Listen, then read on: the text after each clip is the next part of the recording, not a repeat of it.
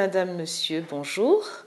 Je suis heureuse de vous retrouver pour une nouvelle étude aujourd'hui qui s'intitule « La création et l'Évangile ». Nous sommes toujours dans le thème de nos origines et aujourd'hui nous avons comme invité, nous avons avec nous aujourd'hui comme invité nos pasteurs Valder Aguillard.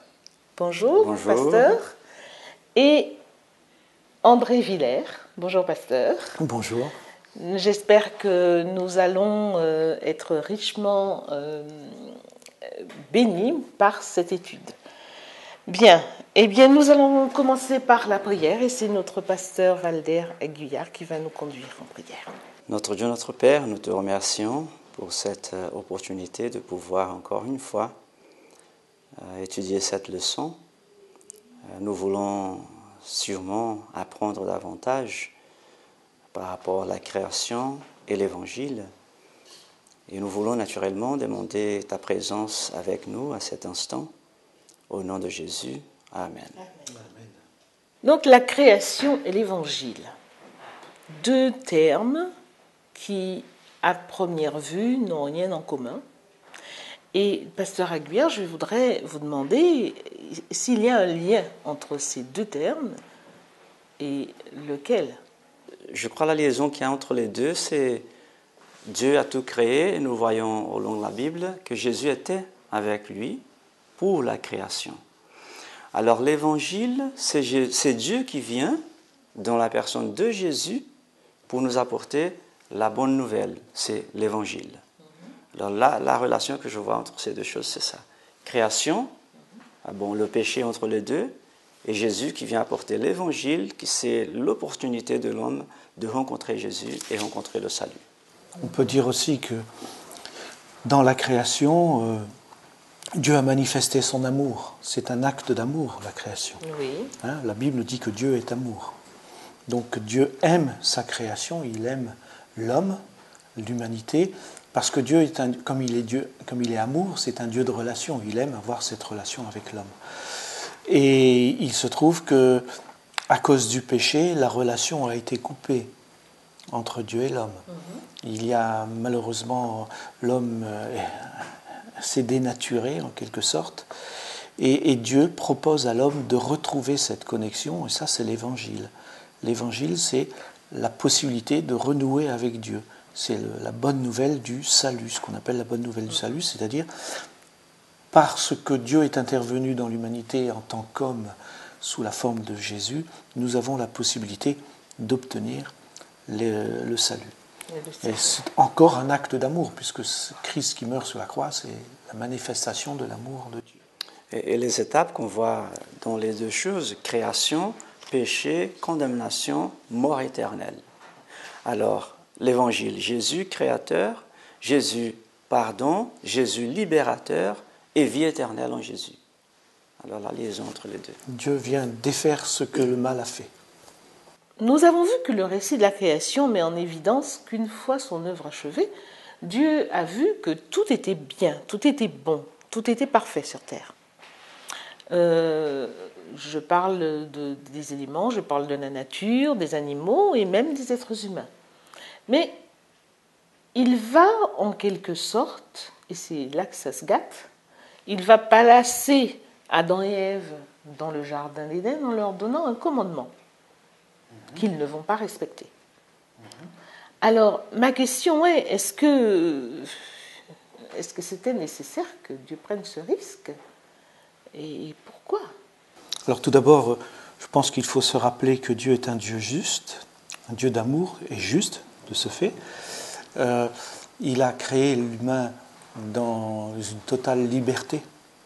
Il ne faut pas oublier que l'être humain, quand il est dans l'Éden, il est libre de ses mouvements. Dieu lui demande de profiter de tout ce jardin immense qu'il lui a donné, et l'homme est totalement libre. Seulement, ce que ne nous dit pas dans le récit de la création directement, c'est qu'il y a une contestation qui s'est élevée. On voit ça plus loin dans la Bible, il y a d'autres textes qui nous le font comprendre, notamment le livre de Job, par exemple. Il y a un être qu'on appelle Satan, qui est à l'origine un ange, qui s'est rebellé contre Dieu, et cet ange a amené une contestation. Et de par la justice de Dieu, il réclame le droit de proposer sa contestation en quelque sorte à tous les êtres que Dieu a créés. Donc Dieu, parce qu'il est juste, va donner la possibilité à l'être humain d'entendre la contestation de Satan et de le suivre ou pas. C'est pour cela qu'il y a cet arbre qui nous surprend, cet arbre de la connaissance du bien et du mal, on ne sait pas trop ce que c'est. C'était certainement pas un pommier, hein. On représente souvent comme un pommier, mais on n'en sait rien de ce que c'était. Hein. Donc il y a cet arbre qui est là. Cet arbre est là simplement pour que l'homme, c'est le seul endroit où Satan peut venir parler à l'homme. L'homme peut aller partout dans le jardin, il est libre, totalement libre. S'il veut entendre la contestation, c'est là qu'il faut qu'il aille. Satan n'a pas le droit d'aller ailleurs. C'est pour ça qu'il y a cet arbre à cet endroit. Souvent, on prend ça comme une injustice, mais non. L'homme n'était pas obligé d'y aller. Je vois aussi, pas l'élément risque en soi, mais je vois les éléments de la création. D'abord, créé à l'image de Dieu. Après, nous avons la conclusion de la création. Après, nous voyons la beauté de tout ça. Après, nous voyons l'homme qui est là, le gardien de toutes ces choses, va prendre soin de toutes ces choses. Et j'enlève l'élément risque et je mets l'élément liberté. Parce que pour l'être humain, être créé à l'image de Dieu, il fallait tous ces éléments, mais s'il n'y avait pas la liberté, il manquait un élément. Adam et Ève étaient les gardiens. Quand on dit gardien, ça sous-entend qu'il y a un risque, une menace. Sinon, il n'y a pas besoin de gardien. Donc quand Dieu dit à Adam et Ève qu'ils sont les gardiens de l'Éden, il les met en garde, en quelque sorte, contre quelque chose de néfaste qui existe. Donc Adam et Ève avaient été mis au courant, le texte biblique ne dit pas tous les détails, mais Adam et Ève étaient au courant qu'il y avait quelque chose de dangereux qui était là, et ils se devaient de garder la terre. C'était leur propriété que Dieu leur avait donnée, et ils en étaient les gardiens face au mal qui pouvait intervenir. Donc on a souvent l'impression qu'ils étaient totalement innocents, qu'ils se rendaient compte de rien. Je crois qu'ils avaient quand même une certaine connaissance. Ils ne savaient pas ce qu'était le mal, parce qu'ils ne l'avaient jamais vécu. Certes, ils étaient innocents par rapport au mal, mais innocent ne veut pas dire stupide. Oui, bien sûr. Au contraire, ils étaient parfaits, donc ils devaient être super intelligents, mieux que nous. Oui. Et donc, ils avaient cette possibilité, ils étaient prévenus. Il y avait cet arbre, ils savaient que là, Satan allait venir, ils savaient qu'ils devaient garder justement ce jardin par rapport à Satan. Eh bien, ils étaient prévenus. Maintenant, je ne veux pas, leur jeter la pierre, mais ils savaient qu'il y avait un risque. C'était à eux à exercer leur libre arbitre. À exercer leur libre arbitre, et c'est ce qu'ils ont fait. Maintenant, il faut savoir aussi une chose, quand même à leur défense, c'est que Satan n'a pas été honnête. Il a menti. Oui, justement. Satan est un menteur, Jésus le dit. Satan est menteur fait. dès le commencement. Donc il est venu leur proposer des choses malhonnêtement. Il les a trompés. C'est pour ça que l'humanité peut avoir le salut. C'est parce qu'elle a été trompée. Ils se sont laissés tromper. Oui. Là, dans la même ligne, voir qu'il savait que quelque chose de nouvel pourrait arriver quelques moments, un instant ou autre. Et c'est ça exactement ce qui est arrivé. Ils voient que ce n'était pas dans le cadre, hein, et qu'ils vont entendre, vont écouter, et là, ça commence tout. Donc, en fait, s'il faut résumer tout ce qui a été dit, c'est que si je comprends bien, la création, dans l'essence même de la création, Dieu a donné le libre arbitre à ses créatures. Ah, tout à fait. C'est une preuve d'amour. Mais néanmoins, ce libre arbitre suppose qu'il y a une responsabilité, qu'il y a un risque. Dieu veut que ses créatures l'aiment. Mais pour que cet amour soit véritable, il faut qu'il soit libre de l'aimer. Dieu aurait pu faire en sorte que ces créatures l'aiment d'office, mais c'est plus vraiment de l'amour. Ces êtres auraient été des robots. Donc Dieu, pour que ces êtres puissent vraiment, pour qu'ils puissent réellement avoir cette relation d'amour entre les deux, entre Dieu et la créature, il fallait que la créature soit libre de ce choix. Donc on comprend mieux pourquoi intervient l'Évangile, puisque il y a eu faille, donc il fallait qu'il y ait réparation. Et Dieu, par amour, fait tout ce qu'il peut, tout ce qui est possible de faire, et c'est terrible puisqu'il va donner carrément sa vie pour que l'homme puisse avoir cette relation de nouveau, cette relation d'amour de nouveau, et pour l'éternité, avec son Créateur. On va voir que après le péché d'Adam et d'Ève, il y a eu pour conséquence immédiate la séparation avec Dieu.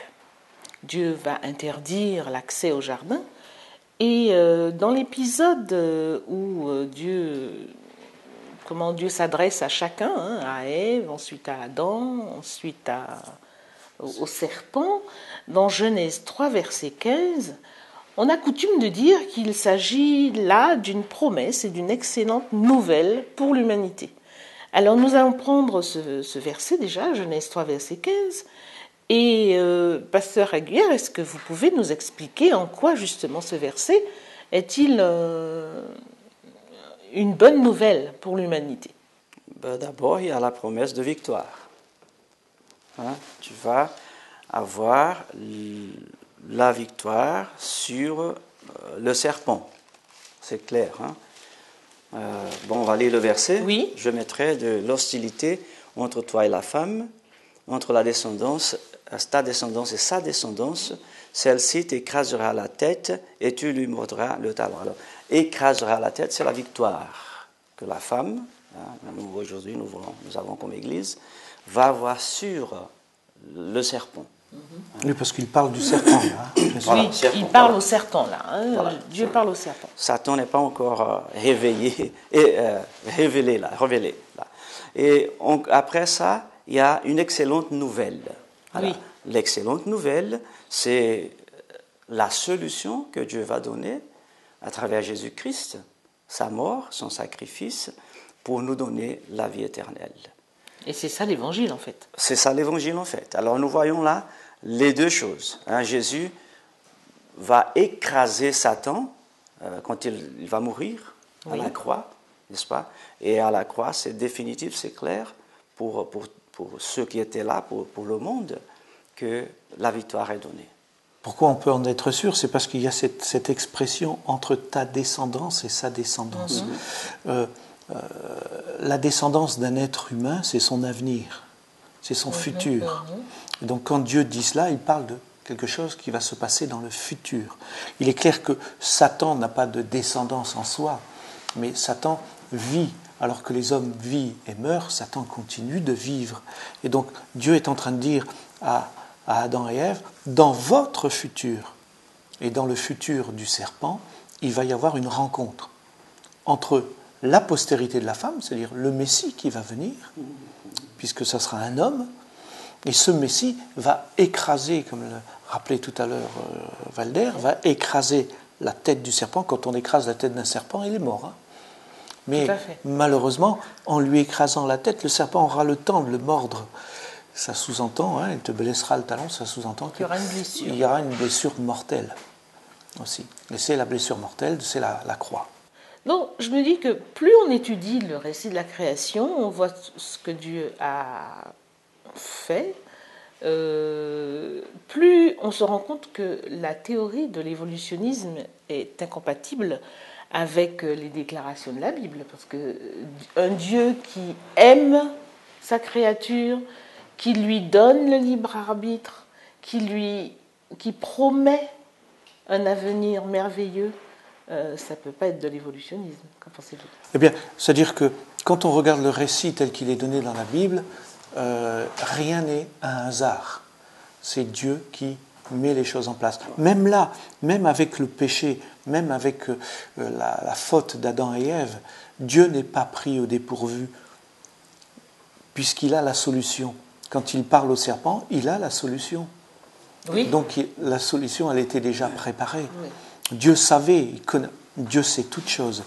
Et c'est ça qui est extraordinaire. Dieu savait malheureusement que l'homme allait fauter chuter. Et Dieu avait déjà prévu la solution. Ce n'est pas un hasard. La théorie de l'évolution, quoi qu'en disent les scientifiques, ça je les respecte, mais je ne peux pas être d'accord avec eux, prétend que les choses se sont faites par le hasard et que petit à petit ça s'est mis en place. À ce moment-là, si c'est le hasard, où est la notion de la faute et du péché, où est la notion du mal? Difficile à donner. La notion du mal n'existe que parce qu'il y a un critère. Ce critère, c'est la parole de Dieu, c'est la loi. D'ailleurs, dans toutes les sociétés humaines, on a été obligé de faire des lois pour légiférer ce qui était bien de ce qui ne l'est pas. On a besoin d'un critère. La Bible, dès le départ, nous dit à l'origine, le bien existait, Dieu l'avait donné, mais l'homme s'est écarté du bien. C'est devenu ce qu'on appelle le mal.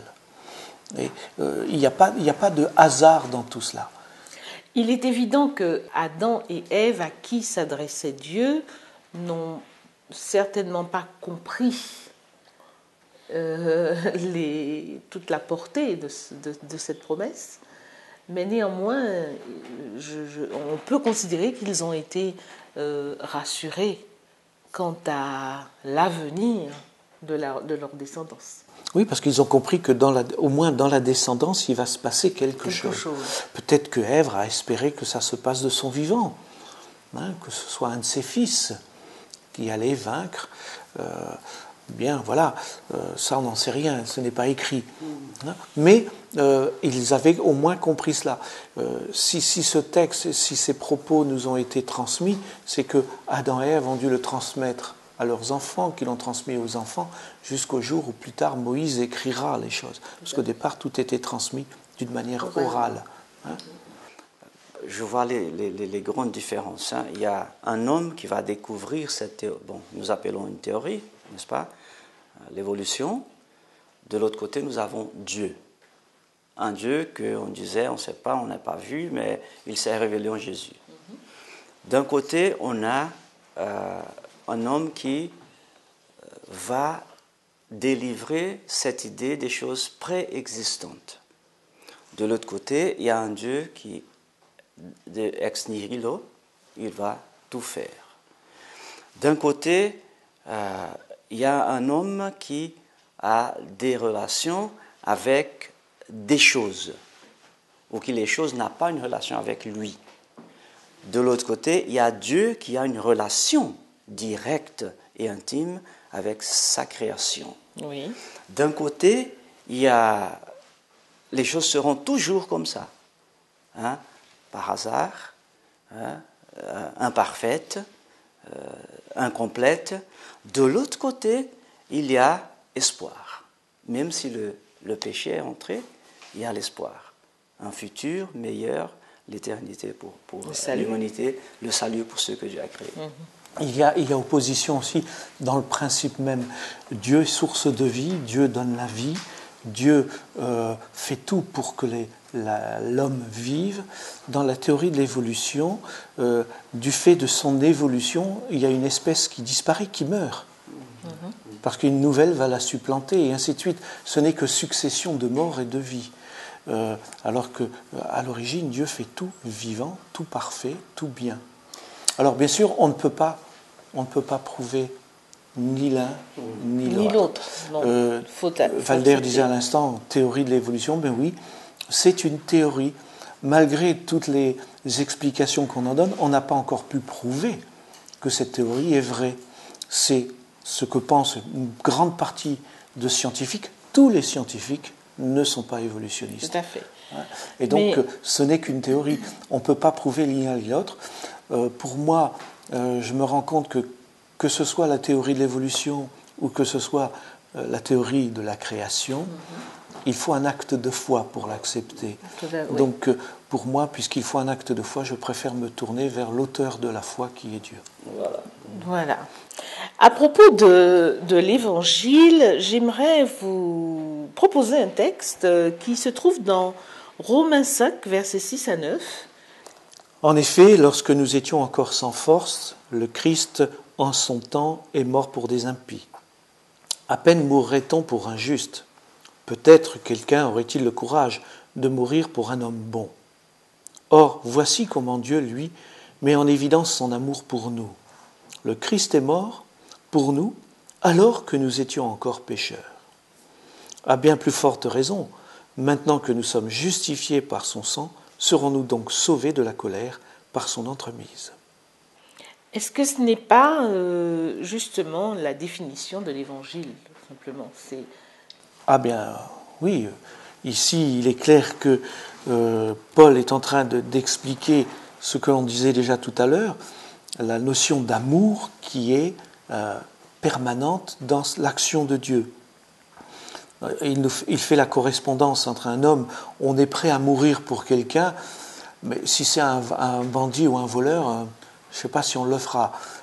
Par contre, là, il nous dit, Dieu, lui, il était prêt à donner sa vie, et il l'a fait en Christ, pour nous, alors que nous étions mauvais. Quand il dit nous étions pécheurs, il parle de tous les pécheurs. Oui, bien sûr. Il ne parle pas simplement de quelques-uns. Donc Dieu a donné sa vie pour tous les êtres humains. Donc ici, il y a déjà cette notion d'amour est là, elle est fondamentale. L'évangile, c'est un acte d'amour, comme la création est un acte d'amour. Tout ce que Dieu fait, il le fait par amour. Donc cela veut dire que de même que la création concerne tous les êtres humains, l'évangile également concerne tous les êtres humains parce qu'ils ont besoin d'être sauvés. Nous avons tous besoin du salut. Et comment expliquer ce verset qui se trouve dans 1 Corinthiens 15, verset 22, dont nous savons que Dieu a été le créateur. 1 Corinthiens 15, verset 22. Et ma question est, puisqu'il a été créateur, ne peut-il pas aussi être notre rédempteur, notre recréateur? Alors, 1 Corinthiens 15, verset 22, et comme tous meurent en Adam, Adam c'était donc le premier homme dont nous avons parlé tout à l'heure, de même aussi tous revivront en Christ. Bien sûr, c'est Dieu qui fera revivre en Christ. Comment expliquer le fait que Dieu puisse être notre recréateur ou notre rédempteur? Là, c'est une question de réparation, n'est-ce pas? Il a créé, les choses à cause de l'homme sont tournées mal, alors il faut réparer. Une personne qui crée une voiture, c'est elle qui sait comment réparer quand ça tombe en panne, n'est-ce pas? Et là, le créateur, c'est celui qui doit montrer la rédemption pour cette créature. Et c'est pour ça que nous voyons Dieu comme créateur et rédempteur, parce que c'est lui qui a créé, c'est lui qui sait où est-ce qu'il va mal, où est-ce que ça ne va pas, quelle est la panne, quel est le problème, et lui, il donne la solution complète et parfaite pour ça. Parfois, en étudiant la parole avec des gens, certains me disent, oui, mais comment Dieu peut ressusciter quelqu'un alors qu'il est mort depuis des siècles, qu'il est redevenu poussière? Je lui dis, mais il suffit de regarder la création. Quand il crée Adam, comment il fait? Il prend de la poussière, il prend de la terre, il façonne un corps, et ce corps devient un être vivant. Il lui donne la vie. Donc si Dieu est capable à la création de le faire, à plus forte raison, il pourra le faire de quelqu'un qui a déjà existé, de le recréer. Ça, il n'y a pas de problème. Si on croit en la création, on croit à la rédemption, on croit à la résurrection, on croit... C'est possible. Si Dieu a ce pouvoir, il peut autant ressusciter que créer. Par contre, si on ne croit pas à la création, là, il y a problème. Parce que s'il faut, excusez-moi, je vais parodier un petit peu, mais s'il faut quelques millions, voire quelques milliards d'années pour créer un être humain, il va lui falloir autant de temps pour nous recréer. La Bible ne nous dit pas ça. Elle nous dit que si nous croyons en lui, de la même manière qu'il est le créateur, il est capable de nous recréer. De nous recréer. Et cela concerne donc, je le rappelle, chacun d'entre les hommes, d'entre les êtres humains qui sont sur Terre. Chers internautes, eh bien, je suis persuadée que cette étude vous aura intéressé, que vous aurez compris que Dieu, qui est créateur, qui a été créateur de chaque être humain, est capable de nous recréer et que cela concerne chaque être humain, vous autant bien que moi. Merci de votre écoute et à la prochaine fois.